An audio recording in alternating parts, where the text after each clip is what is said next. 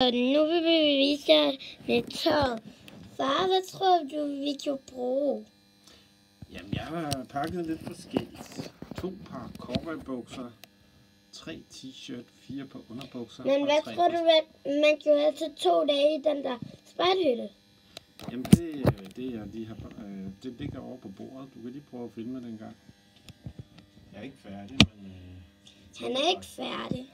Der er 2 bukser og 4 par underbukser. Okay, men det behøver du ikke se.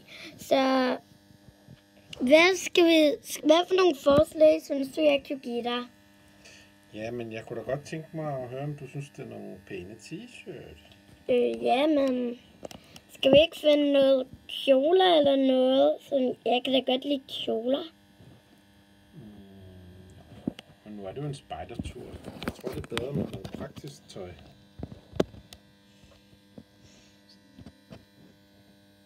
Hvad betyder præstkiks? Praktisk? Jamen, det er sådan noget, hvor du også kan have din spejderuniform ud over. Så det er sådan med cowboybukser og t-shirt. Det tror jeg er bedst på en spejdertur. Ja. Og farvel. Jeg er derude. Det er blevet nok med video. Og hej. Hej hej.